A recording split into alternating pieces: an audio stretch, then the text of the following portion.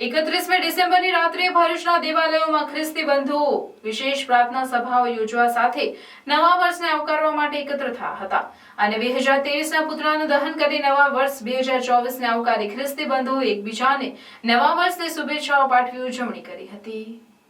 ભરૂચના મહાત્મા ગાંધી રોડ ઉપર આવેલ આરોગ્ય માતા દેવાલય ખાતે 31મી ડિસેમ્બરની રાત્રે મોટી સંખ્યામાં ખ્રિસ્તી ભાઈ બહેનોએ ઉપસ્થિત રહી સંધ્યાકાળથી મોડી રાત્રે સુધી વિશેષ પ્રાર્થના સભાઓ યોજી અને વર્ષ 2023ને યાદ કરી આવનારું વર્ષ 2024 સમગ્ર વિશ્વના લોકો માટે સારું રહે તેવી પ્રાર્થનાઓ કરી હતી। દેવાલયોમાં ખ્રિસ્તીઓ એકત્ર થઈ ભગવાન ઈસુની વિશેષ પ્રાર્થનાઓ કરવા સાથે પૂજા અર્ચના પણ કરી હતી અને સમગ્ર વિશ્વમાં શાંતિ સ્થાપાય તેના માટે દેવાલયોમાં પ્રાર્થના સભાઓ સંબોધી હતી। શિયાળાની કડકડતી ઠંડી વચ્ચે પણ કેટલાય ખ્રિસ્તી બંધુઓ આરોગ્ય દેવાલય બહાર પણ ઊભા રહી પ્રાર્થના સભાનો લાભ લીધો હતો અને પ્રાર્થના સભા બાદ ખ્રિસ્તી બંધુઓએ પ્રસાદીનો લાભો લઈ એકબીજાને નવા વર્ષની શુભેચ્છાઓ પાઠવી હતી। આરોગ્ય માતા દેવાલયમાં 12ના ટકોરે પ્રાર્થના સભા યોજી હતી, જે બાદ આરોગ્ય માતા દેવાલયની બહાર વિદાય લઈ રહેલા 2023નું પુતળું તૈયાર કરવામાં આવ્યું હતું અને 2023ની અંતિમ ઘડી એટલે કે 12 વાગ્યાના ટકોરે 2024ને આવકારવામાં આવ્યું હતું,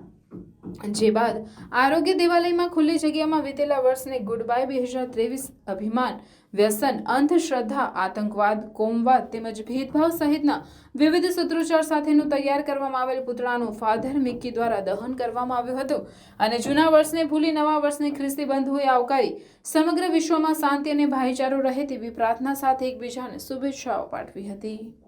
સાથે સાથે છેલ્લો જે પ્રસંગ છે વર્ષ 2023ને આવજો કહેવા, વિદાય આપવા જ્યારે આપણે સૌ અહીંયા ભેગા થયા છીએ અને વર્ષ 2024નું સ્વાગત કરવા જ્યારે આપણે સૌ અહીંયા ભેગા થયા છીએ ત્યારે સૌપ્રથમ માતા મરિયમને એક ફુલહાર અર્પણ કરીશું, બા ઈસુનું અનાવરણ કરીશું અને ત્યારબાદ બા ઈસુ અને મા મરિયમને ફુલહાર પહેરાવીને આપણે યશોગાન ગાઈશું। એ દાન વરદાન બદલ પ્રભુનો આભાર માનતા આજે પ્રભુને એ જ પ્રાર્થના કરીએ કે આ વર્ષ દરમિયાન પણ અમારી સાથે રહેજો, અમારી પડખે રહેજો, સૌને આશીર્વાદિત કરો, કારણ કે સૌને પ્રેમની જરૂર છે, શાંતિની જરૂર છે, પ્રગતિની જરૂર છે।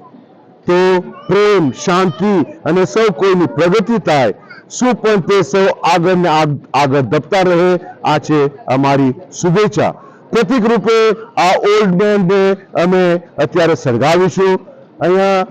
સારા ગુનો પણ છે ના, બધા ખરાબ જ ગુનો દેખાય છે, એવું ના, સારા ગુનોને આપણે સંગ્રહી રાખીએ, દિલમાં રાખીએ, જીવનમાં ઉતારીએ અને જે કંઈ આપણને ગમતું નથી, જે આપણને દુઃખી કરે છે, બીજાને દુઃખી કરે છે, બીજાને ખોટું લગાડે છે, એનું આપણે ત્યાગ કરીએ કે જેથી બેસતા વર્ષ 2024 આનંદમય બની જાય, આશીર્વાદિતમય બની જાય। આ છે મારી પ્રાર્થના, શુભેચ્છા। વન્સ અગેન સૌ કોઈને happy new year. Father Kamlesh તમને પણ happy new year, father Sanjay તમને પણ હેપી ન્યૂ